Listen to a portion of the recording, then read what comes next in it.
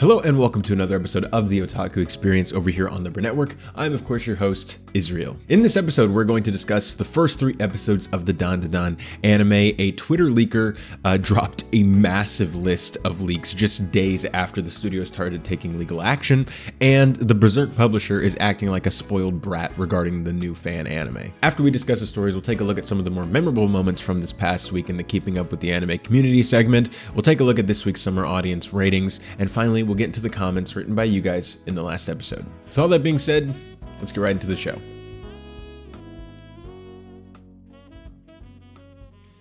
So last night, from when I'm filming this, Friday, I saw the first 3 episodes of Dandadan in the theaters. They had what was it called? Dandadan, The First Encounter or something like that.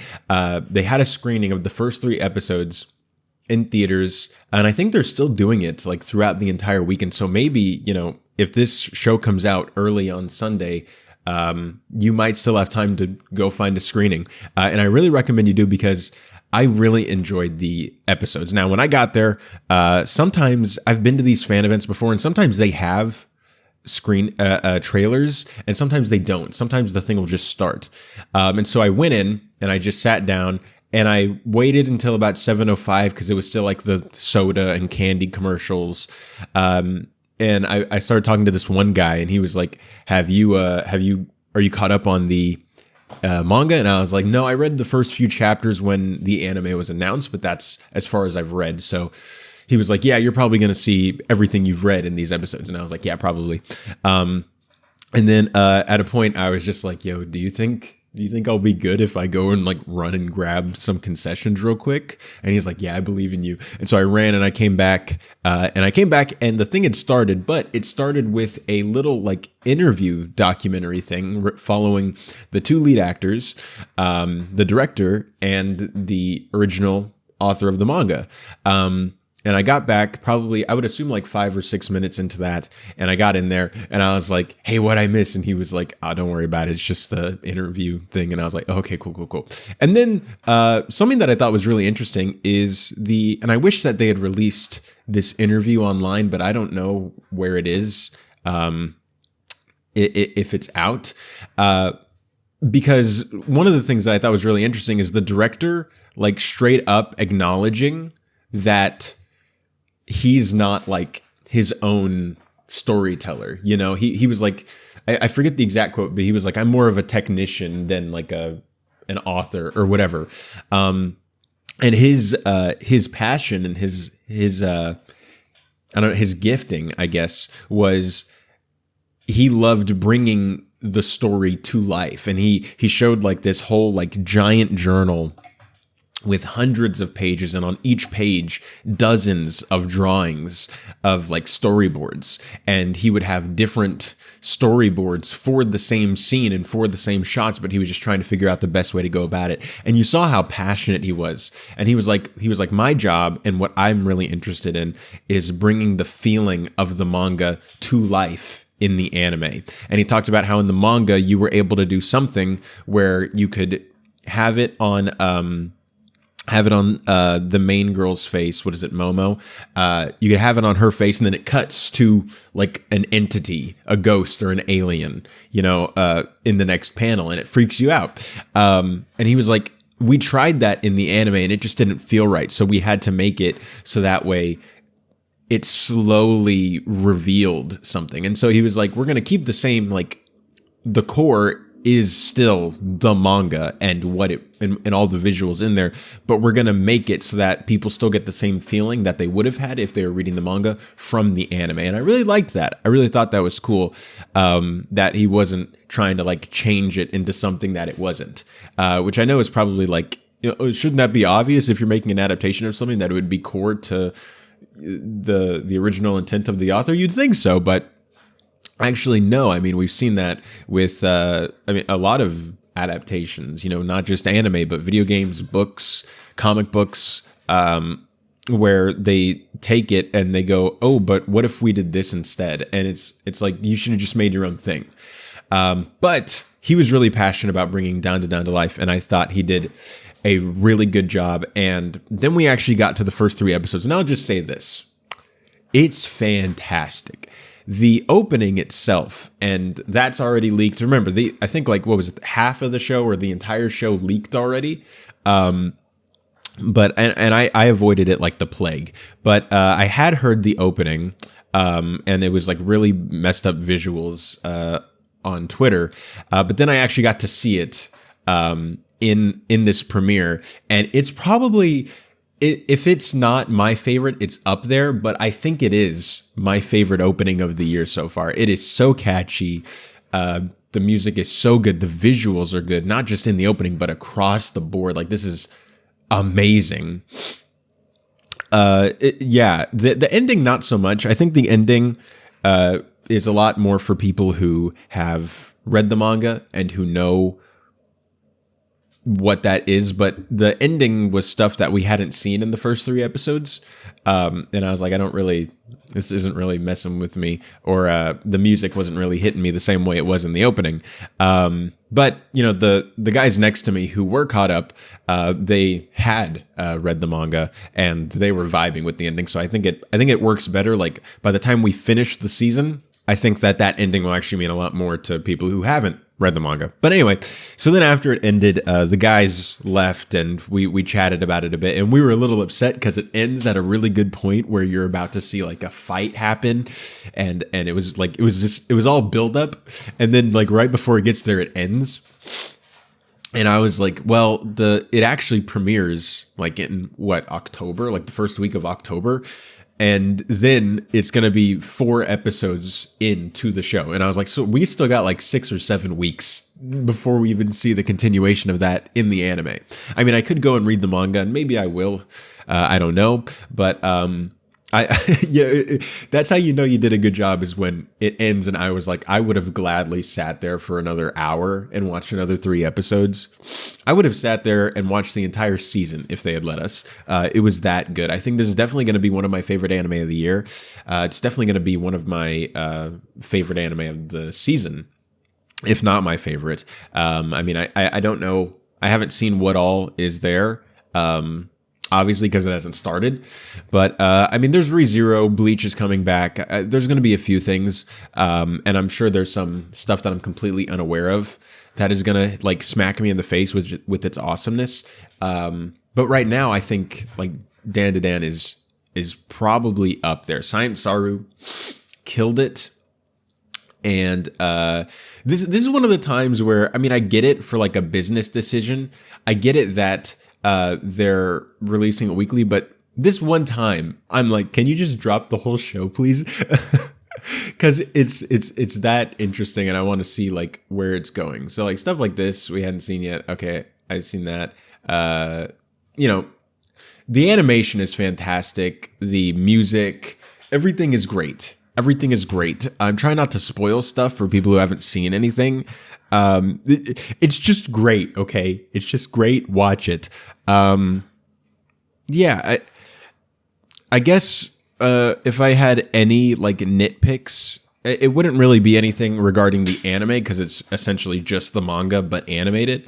I guess if I had anything, it would be just the continuation of just fan service, which I have a thing with, where it's not just fan service, but it's fan service where it's happening kind of against the girl's will.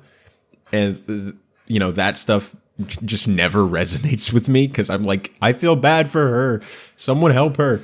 But so it has stuff like that in it. But other than that, you know, typical anime stuff at this point. But other than that, really, like, almost just flat out for what it's going for, almost perfect across the board. Other than, like, you know, that. Yeah, I like I said, I'm not trying to spoil anything. I hope that you guys got a chance to see it, and I hope that you will, if this episode comes out with enough time, that you'll check and you'll go see it if you have the time, because it really is worth seeing. And I was glad to see it on the big screen. And because, you know, most of the time I'm watching it on my computer. At best, I'm watching it on my TV. But it's nice to watch it in a theater. Where the lights go down, there's no distractions, and you have a bunch of other people in the room with you watching the same thing. I think that's really cool. But Yeah, so far, I mean, it's already poised to be one of the most watched shows probably of the year, when you already see like its member count is already above 100,000. Like, this is stuff that usually only established franchises can do. And so I wouldn't be surprised if this becomes a front runner at the Anime Awards. What else is competing against it? I mean, probably Apothecary Diaries, probably Frieren. Although, because those shows started last year, I don't even know if those have momentum anymore. We'll see. But, you know, I wouldn't be surprised if this becomes your front runner when it starts airing, because it is that cool and that much fun. I had a great time, and I do recommend that everybody, if you can't see it in theaters, at least check out the premiere. I'm very excited to see where this goes, and I don't even know what to say. So last week we talked about how studios began taking legal action against leakers on Twitter. Like, they were going to the U.S. government, and they were saying, "Hey, we're going to need the personal information of these leakers on Twitter, so that way we can take legal action against them." We talked about how when it came to leakers, a lot of us in the anime community actually understood that and were, for the most part, okay with it. But we understood that there was a slippery slope there, that the qualifications that it took for someone to be considered a leaker, that the studios were going after, were so vague and so broad that it could bring innocent people into it who were just reposting stuff and things like that. But anyway, if you want more coverage on that, you can go back and rewatch that in that episode. But just days after that, we had this happen on Twitter, where a massive amount of leaks, like, this isn't even just one leak. There's so many things that cover here, where this is from one of the huge leakers on Twitter, who, after all this started happening, they were like, "We're doing this. We're dropping all this." So I guess if they're going out, they're taking the entire industry down with them. But I want to go into this. I don't think that Donut2X actually is the one who is the leaker here. I think it's, so the source is 122 on Bilibili, who apparently is really reliable. So we'll see. I've already heard from some people that some of this is already is already kind of debunked. Like, some of this has already been proven to not be true, but a lot of the other stuff seems to be very reliable. But that being said, this is still a leak, so still take this with a grain of salt. And if you don't want to be potentially spoiled on anything that could be coming forward, even if it just means production, then you can probably just skip to the next segment. But here we have this. The Genshin Impact anime won't be made in the short term. I think this means that the anime that was announced, what was that announced last year or the year before, of Genshin Impact, they're probably not going to be making it like anytime soon. Like, this is probably what I assume is short term would be less than 5 years. So I'm assuming this means like 2029, maybe 2028 or something like that, rather than, next year or the year after. This is something that's not like an immediate thing. Now, whether or not that means that it's just a massive production and they're taking their time with it, and they're going to wait until they have a huge amount to drop, and it's going to air kind of like Black Clover did or something, where it just airs for like a year and a half, 2 years, 3 years straight, or if they're just waiting for some reason, it'll be interesting to see. I know that Ufotable does Demon Slayer. I know they've done other stuff, but I'm trying to remember, but I feel like it's mainly Demon Slayer. But still, I mean, Demon Slayer is now doing a trilogy, so they might just have their hands tied, and that might be why they can't really move forward with the Genshin Impact thing, because if they want to make it look as good as Demon Slayer, then they probably need all hands on deck, and they have all hands on deck already on Demon Slayer. So that's probably what they mean there, that the studio is just not going to be able to get to it until probably 3 or 4 years from now. Frieren Season 2 is in production. This makes me very happy. And if you guys remember, Season 2 of Frieren wasn't actually announced, even after it got all the acclaim, after it won every award ever, at least that it was nominated for. I know that for a lot of the awards, the major awards, it's not even eligible until this year's anime season. But of the ones that it did, it swept everything. The manga has done super well. Everybody watched it. Everybody loved it. So I guess it was a surprise that it wasn't. The only thing it would be was just how big of a production it is. Like if you watch that anime, you can tell how much work went into that. Not that, most anime don't have a bunch of work go into it, but it's one of those shows that's just like, in terms of production quality, just in its entire own league, and so a lot of us were surprised because it just seemed like on paper you should announce that. But at the same time, if it's such a big production, I can see the studio being like, do we want to go through that again? Was it worth it? Were the physical media and the merchandise sales worth it? Or do we want to just take a break on this? Or do we want to, pass the rights to someone else? We'll see what happens there. But it looks like season 2 is in production. And I guess they'll probably announce that sometime soon. Fire Punch is not being animated. Fire Punch is, from what I know, Fire Punch is like some big manga that was initially announced or leaked and everybody thought was getting an anime. I'm getting a phone call. Hold on. All right, sorry about that. So Fire Punch was this show, and I guess at some point someone maybe got the rights to it, or there was a leak that it was coming, or it was just a rumor.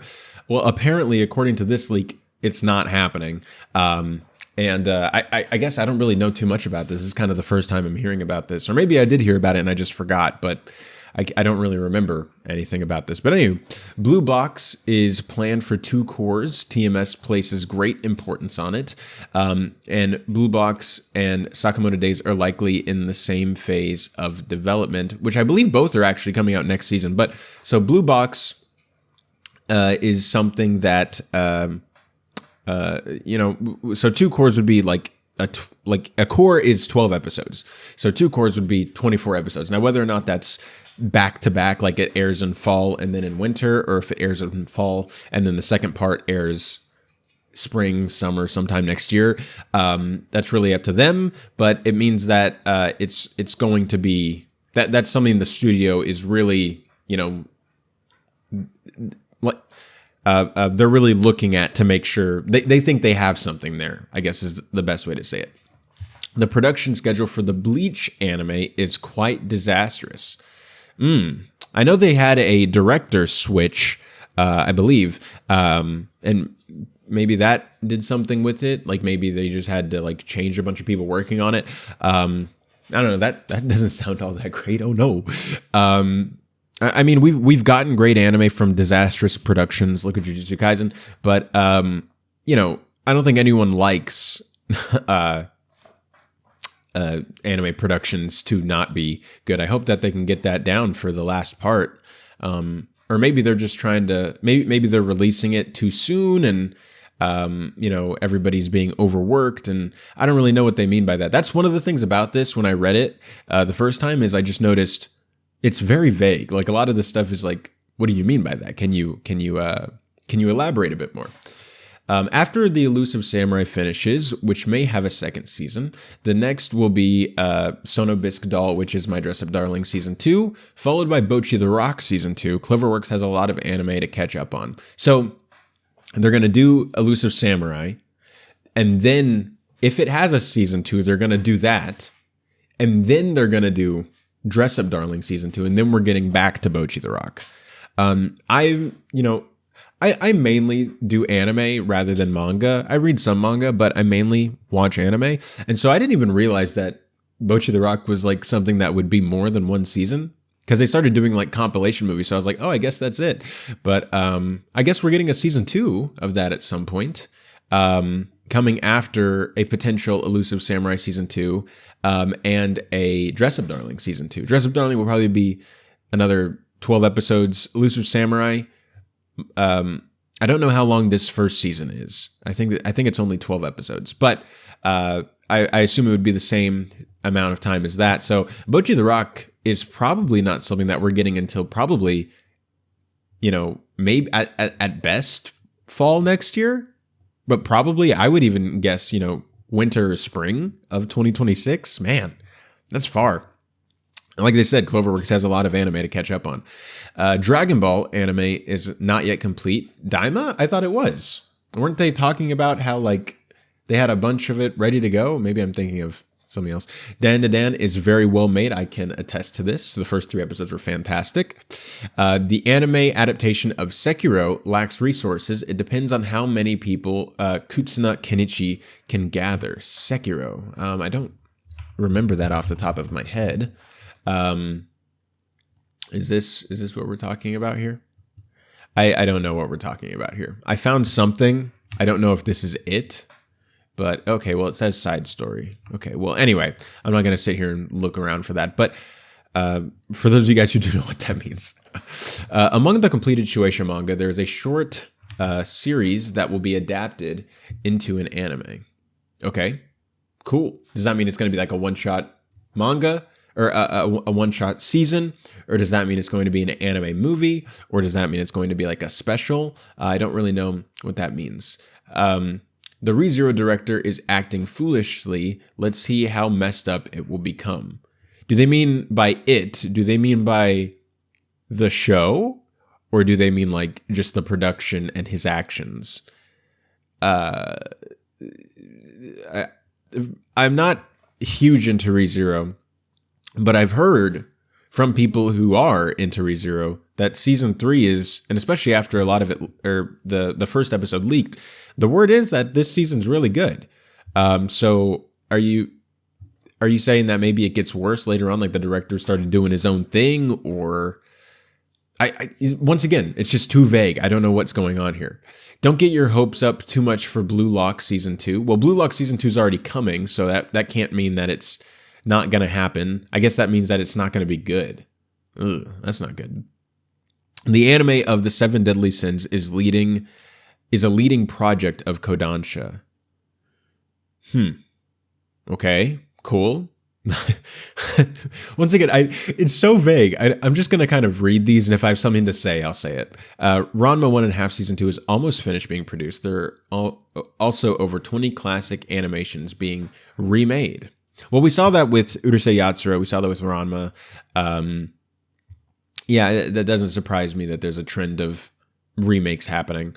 A Story of a Girl That Was Unable to Become a Mage is one of the 3 anime projects, the third by Doga Kobo, leaning towards darkness, urban legends. The second project, the story similar to The Jellyfish Can't Swim in the Night, the story develops well.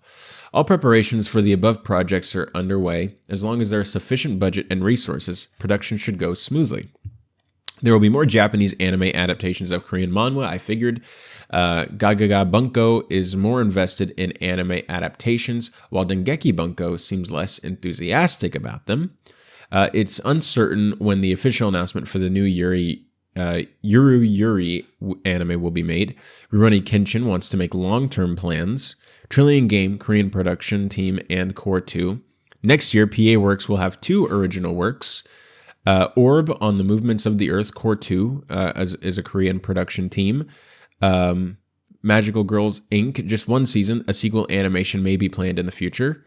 Tohai, Urarate, Mahjong, Tohai Roku. There might be more than just 1 season. The Blue Wolves of Mibu will have a second core. Some animation studios have production schedules set for 2028 and 2029. Like I was saying, that would be something that I figured would be for like Genshin or, just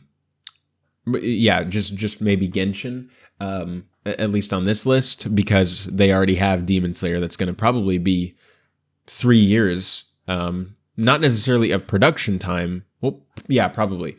Well, it depends. If they rush it, like they did the Jujutsu Kaisen movie in like 6 months, so if they take their time, yeah, that's 3 years. And then, probably that's 2028, the next year. And so that could be Genshin Impact. So maybe that's what they're talking about. The production schedules for Demon Lord 2099 and The Do-Over Damsel Conquers the Dragon Emperor are facing issues. In 2025, Shinee Animation will release an original anime.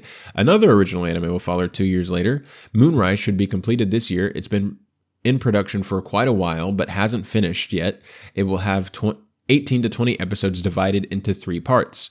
News related to your forma cannot be disclosed. The management is very strict. Studio Mother collab with Yuri themes. It was decided during the animation planning stage that there would be 2 seasons for As a Reincarnated Aristocrat, I'll use my appraisal skill to rise in the world.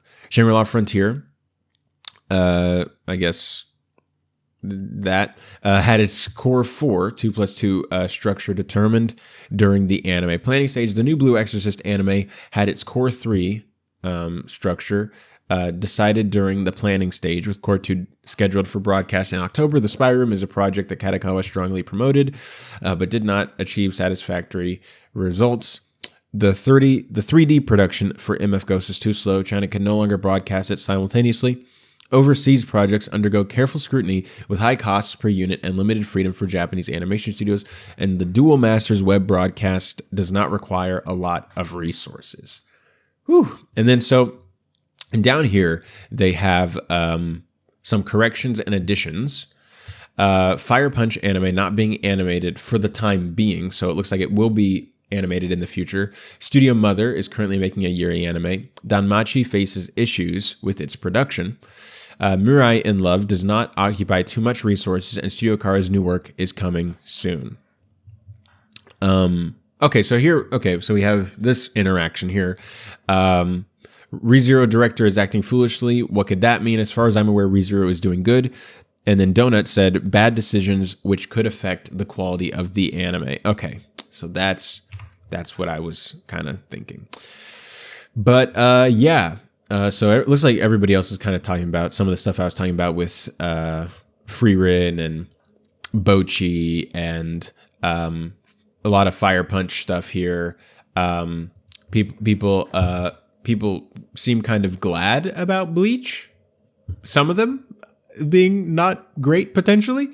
So I don't know. It's kind of all over the place. Like I said, take all of this with a grain of salt because this is a leak and it's not confirmed, but this is coming from a reliable leaker. So I guess we'll see. I wish that some of the stuff wasn't as vague, but I guess they were like, if I'm going down, I'm putting all the information I know out there. And we'll see kind of how this develops, how much of this is proven true, how much of this is proven not true, and how much of this we'll never know. All right, so you remember that Berserk fan animation project that we're all super excited about? Well, Hakusensha, the publisher, decided to be a wet blanket. So here we go. The official Twitter account for the Berserk franchise posted a statement on Wednesday by publisher Hakusensha Inc. regarding the Berserk fan animation project, stating that copyright holder Kentaro Miura and Studio Gaga did not authorize said production and that the videos in the project are used without permission. The statement was posted in several languages, including English, Korean, Chinese, and French. So here's the English one that says, here we go. The production of a Berserk animation is being announced on the following X account and website, but such production has not been authorized by Meyer Kentaro from Studio Gaga, the copyright holder. In addition, the videos accompanying the announcements are being displayed without permission. Okay, great job, Israel.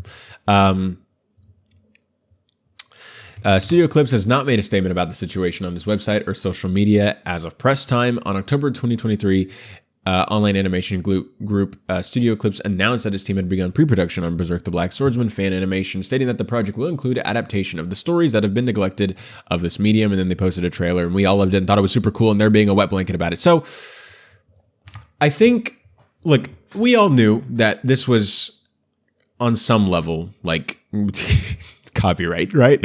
I think they knew that going into it, but the idea was like it was a fan animation. We're doing this because they haven't done it, and we're doing it the way we want it. And I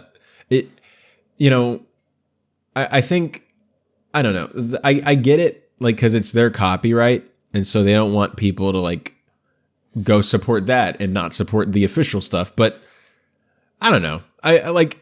It's a fan project, and it's been marketed as such. Like, it's a fan project. This isn't an official anime.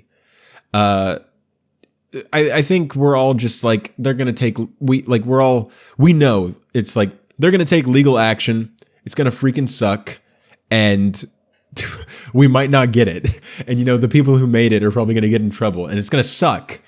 And I guess that's the part.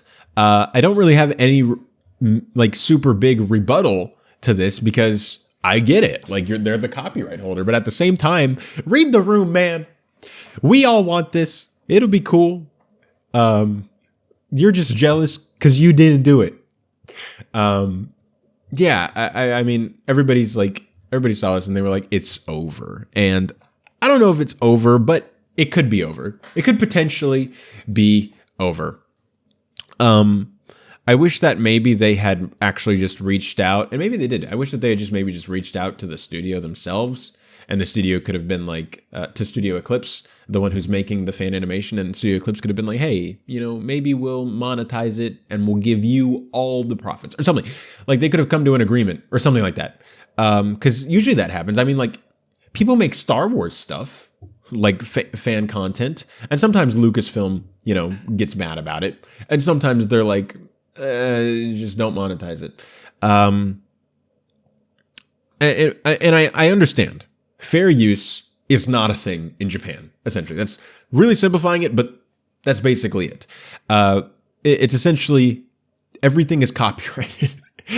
Even like showing a frame. Like the videos I make on my main channel, or like showing the trailer of Dandadan that we did earlier, stuff like that would be illegal. Like we've seen people get arrested for talking about stuff, for just talking about stuff. That's how bad copyright is in Japan. So I guess that they're like, bro, they actually just like went and made an anime without our approval. Oh my gosh, like the world's falling apart. But then everyone else over here in the land of freedom, we're like, but it's a fan project. It's not official. Everybody knows that. They're not marketing as if it's an official thing. Everybody knows it's a fan project.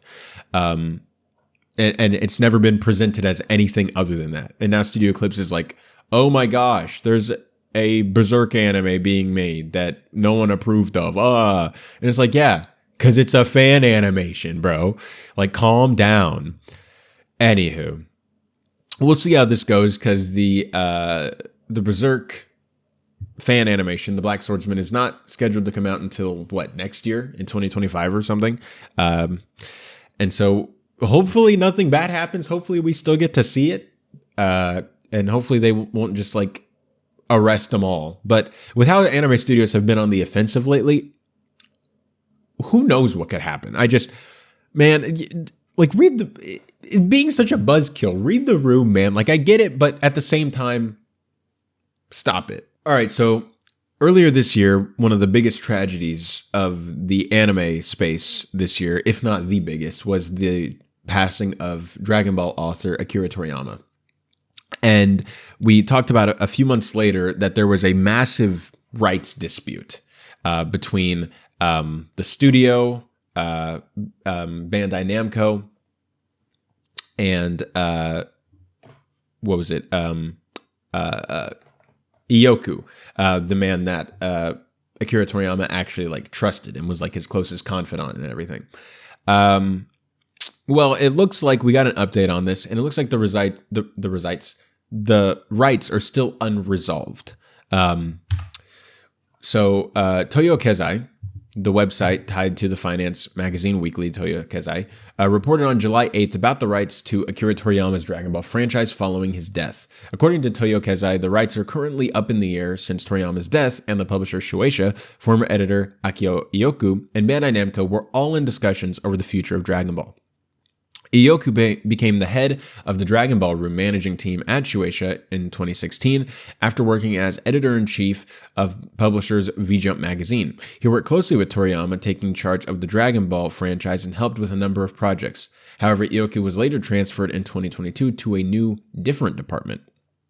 Toyo Kezai's source at Shueisha reported concerns from Shueisha and other parties involved over Iyoku's failure to seek management approval before greenlighting projects, such as the Sandland film. The source noted animation studios and TV stations had personality clashes with Iyoku at times. Toyo Kezai also reported that collaborations such as those on metaverse and AI technology, for which upper management had high expectations, fell behind.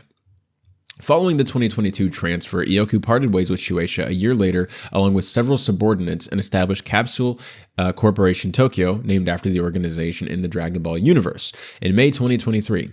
The company handles distribution and development of intellectual properties from creators, notably Toriyama. According to Toyo Kezai, Shueisha became concerned it would lose the manga rights for the Dragon Ball series, as Toriyama was unhappy with Ioku's 2022 removal from the Dragon Ball team. Toyo Kezai added that Shueisha chairperson Maru Horiuchi personally visited Toriyama's home in the Aichi prefecture in an unsuccessful attempt to secure the rights. Bandai Namco produced a number of successful games on the franchise, including Dragon Ball Z, Dokkan smartphone game, and wanted to clarify on who retained the rights to the IP. The company arranged a meeting between Shueisha and Ioku, who was speaking on behalf of Toriyama.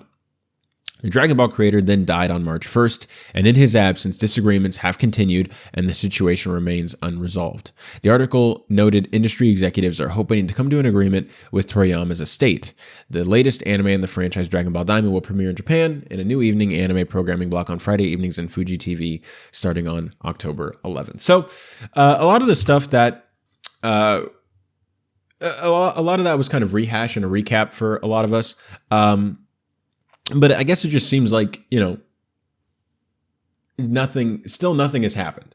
They're still probably reaching out to the estate and they're still arguing about it. And I goofed up earlier. I said that it was between Ioku and Bandai Namco. Bandai Namco is the one who was the one kind of holding the meetings between Shueisha and Ioku. And so, But all three of them are really in the discussion. But if we're pitting two against each other, it's Shueisha and Ioku. I think you guys know where I stand on this. I prefer when art is in the hands of a person rather than in the hands of a corporation. And if Toriyama was, if in his mind, which from everything I've read on this, it seems like other than just being blatantly stated that Ioku was other than Toriyama, was the number two around the place when it came to all of Toriyama's works. And if that's the case, he should be his successor. And especially because it's a man versus a company. I would much rather prefer it to be put there. But like I said, there still isn't much of an update here, just more of a continuing, nothing's happened. And what's making it worse is that we're getting closer to Daima coming out. And when Daima comes out, they're going to start looking at what to do next. And they can't move forward until they figure this out. And so they're going to go to Toriyama's estate and his family and be like, yo, what do y'all think about this? And we'll see what they say. But I'm still of the mindset that this shouldn't even be happening this soon. I get it because they have a thing coming out and then they have to figure out what to do after that. But his death still feels so fresh, at least in my mind, that just being trying to pick at his work after he died like vultures, it makes it, I don't know. It just seems a little distasteful, even though I know that for someone like Ioku, who's trying to, make sure the integrity of Toriyama's works and stuff maintains, it's still just the whole drama of it that I find to be really distasteful. But hopefully we get an update here soon, and hopefully the family and the estate make a decision, and we can move forward. So Aniplex Online Fest 2024, I believe is this next week. And they'll make some announcements. They'll also have some panels, and they've released their schedule and the things that they'll be talking about. And I just wanted to go over it because I think it's interesting. So September 15th and 16th, which is Sunday and Monday. They'll have performances by some of the artists, and they'll have some guest appearances from cast and staff members. So it looks like they're starting out with on the 15th with anime news.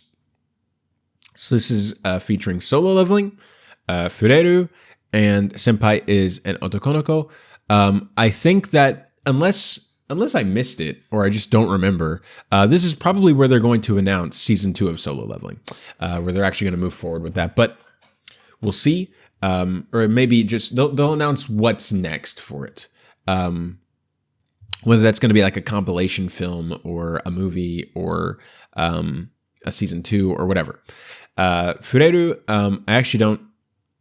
I forget if this, like, has this done anything yet, or is this just like about to come out? Anyway, Senpai is an Otokonoko. I don't know if they're going to do a season 2 for that, but if they did, this would be where they announce it.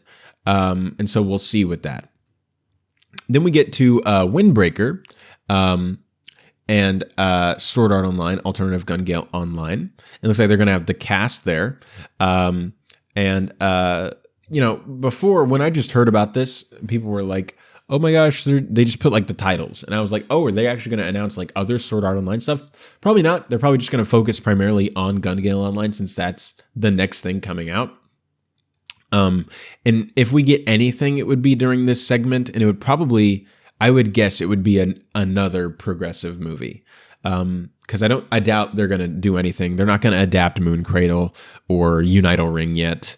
They're going to wait until that gets closer to finishing, I would think. But, never say never. I don't really know anything about Windbreaker, so I can't even comment on that. Then we have the 100 line, Puella Magi Madoka, and then the movie, and then Blue Exorcist, Beyond the Snow Saga, and another Blue Exorcist thing. So they're going to really focus essentially on just 2 projects here, with also the 100 line being here. Then we have Demon Lord 2099, which actually we just talked about in the leaks. Then they'll be talking about Unite Up, Unibirth. I may be a guild receptionist, but I'll solo any boss to clock out on time. I'm getting married to a girl I hate in my class with, cast members. Emeku, MD, Dr. Detective, and Mono. Then we get down here, which is where some people were talking about this, Fate Strange Fake. They're going to be doing something with that. We'll probably get... for most of these, I think you can guarantee we'll probably get like a trailer or a new visual or something along with whatever they announce. So Fate Strange Fake, Mikadono Sanshimai wa Agnai Choroi, and To Be a Hero. And then new anime reveal, which is where they're going to announce, I guess they're going to announce some stuff at the end of the day. And then Anime News Part 6, where they go back to Rurouni Kenshin. And this is probably where they're going to announce or talk about how in that leak there is a long-term plan for this and where they're going to, their goal is to do this for a long time. But what am I most excited for? I'm mainly excited for the Sword Art Online stuff because it's me. But I don't know. It'll be interesting. We'll probably get some announcements and we'll have some fun stuff to talk about in the next episode. But that's really it with that. Alrighty, guys, with all the main stuff for this show out of the way, we're going to get into the Keeping Up with the Anime Community segment. Alrighty, so we had nothing really with the community, but I didn't know where else to put this, and I wanted to talk about it. So the Transformers Studio Trigger tease that happened is, of course, a disappointment. Just kidding. But not really. It's a disappointment in the sense that I was hoping for something big. I wanted an anime, but we got like a short 3-minute special of stuff, and it was really nice. We got stuff that had to do with like all the eras of stuff. So they had G1 stuff. They had, you can see here, there's G1, there's Transformers Prime, Beast Wars, Transformers Animated, the movie, Earthspark, Optimus there, Transformers Cybertron, and then they do the same thing here. I thought that was fun. You got to see different, just different versions of things. So like you got different versions of Optimus there. I love seeing Super Mode from Cybertron there. That's so much fun. We got some of the human casts from. So we have these guys. These three are clearly from Transformers Prime. Then we have some people from G1. You know, all the shows. And keep going. And then I think Sari's here. Yeah, Sari from Transformers Animated is right there. It looks like her leg freaking broke, but that's okay. Transformers Prime, Optimus, Vector Prime, Cliff Jumper dying, because that's what Cliff Jumper does. He dies in every incarnation. Oh, then we got animated Optimus here with the jetpack. Let's go, dude. Oh, man. We got it. Oh, okay. You know, the Matrix and showing different people have the Matrix. Then we got some movie stuff. So right here we had the Michael Bay films where they drive through, you know, Optimus and Megatron go at it and, you know, duke it out. I thought that was epic. Then we got the new stuff with Rise of the Beasts. Then when it goes back to G1, then we have more human cast stuff. And then, you know, this, everybody thought this was cool. It was like G1, Optimus and Megatron. Cut to the cast, and then it cuts back, and it's the Earthspark version, and they shake hands, which if you know Earthspark, you know that has something to do. And then they have the credits. And, you know, as a Transformers fan, it warmed my soul. And as someone who's going to be seeing, on the day that I'm filming this, Transformers 1 early, I'm so excited. I love Transformers, man. Yeah. So let's go. With that, it's time to take a look at the summer 2024 audience rankings from this past week. And so starting out, we're going to do anime trending. We're at number 1. We have Days with My Stepsister, which went up to number 1. Meikain, Too Many Losing Heroines, went down 1 spot to number 2. Alia Sometimes Hides Her Feelings in Russian, went up 2 spots to number 3. Wisteria Wanted Sword has spent 2 weeks at number 4. Pseudo Harem went up 1 spot to number 5. 2.5 Dimensional Seduction went up 1 spot to number 6. The Elusive Samurai is a re-entry at number 7. Shoshimen is a re-entry at number 8. Atri, My Dear Moments, has spent 3 weeks at number 9. And My Dear Friend Nogatana spent 3 weeks at number 10. Going over to the anime corner one, we have at number 1, Alia Sometimes Hides Her Feelings in Russian, which is at the same rank. Days with My Stepsister at the same rank at number 2. Too Many Losing Heroines went up 3 spots to number 3. 2.5 Dimensional Seduction went down 1 spot to number 4. Oshinoko Season 2 is a re-entry into the top 10 at number 5. Fairy Tail 100 Years Quest went down 2 spots to number 6. Pseudo Harem went up 5 spots to number 7. Wisteria Wand and Sword went down 1 spot to number 8. Mission Yozakura Family went up 1 spot to number 9, and The Cafe Terrace and Goddesses Season 2 went down 1 spot to number 10. Going over to the Japanese animation rankings, and once again, this is from the Kanto region, where they take the segment of, or they take that population and base what they're watching, and kind of assume what most people in Japan are watching when it comes to animated stuff. So, at number 1, always, is Sazai-san, 7.6. Going down to the stuff that we actually care about is That Time I Got Reincarnated as a Slime Season 3 with a 3.5 average household rating. My Hero Academia Season 7 with a 3.1. And One Piece at a 2.5. And Wisteria Wand and Sword, I think this is the first time it's been on this list that I remember, and with a 2.2. So congrats to that. With everything else out of the way, it's time to read your comments or questions from the last episode. If you'd like to get a comment or question read by me in the next episode, just hop down in the comments and literally leave your thoughts on whatever. So starting out, we have Neo Game Spark, who says, it's still on my list. I heard nothing but goated things about it. What are we talking about? I don't remember. We talked about leaks last week. Whatever is on your list, I'm excited for you. Rando Politics says, cooperating with certain allied countries regarding copyright law is not anything new. Probably just new and noteworthy for anime fans, but this has been the norm for a long time. Every country has different treaties with others, a popular one being extradition. But enforcement and cooperation of copyright law is another one. This is actually a problem with China. Loads of copyright infringement happens with China, and it's been asked of China for ages to cooperate in at least copyright protection takedowns. Nobody expects China to extradite criminals to the West, but Western countries try to ask them to take down digital copyright infringement. But China, being China, rightfully ignores what the West wants. Personally, I'm not a fan of digital copyright protections. It's a Pandora's box thing for me. Maybe there's a future, an actual use case for NFT in order to protect legitimate digital property. Just my opinion. Hopefully the leakers protected themselves with anonymous accounts created non-extradition treaty countries. Who knows?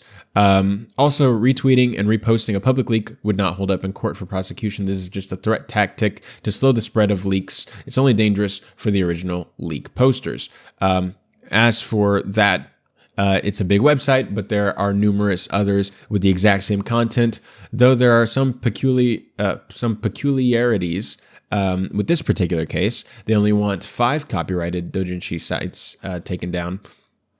But the website strangely refused, perhaps to not set a precedent. It's unknown exactly why, which is the part. So now the plaintiffs want to take the whole sit down. NH is the biggest one, but if it goes down, there are others, and they've obviously backed up for their site for safety. So no worries there. Be smart out there, folks. Okay, so yes, thank you for that.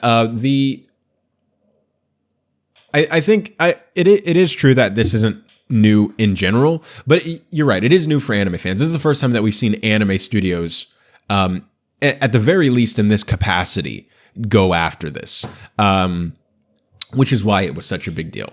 But this wasn't like breaking news, the first time any country has ever done this, ever.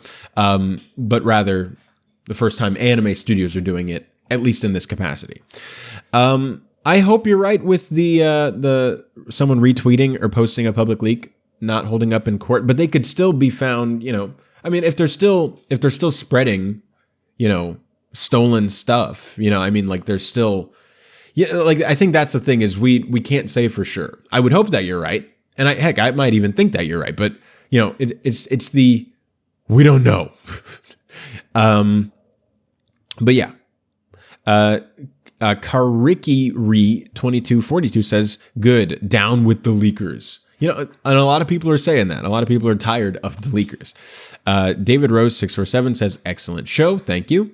And Harlan Ellison Lives says, sick of leakers. Another one there.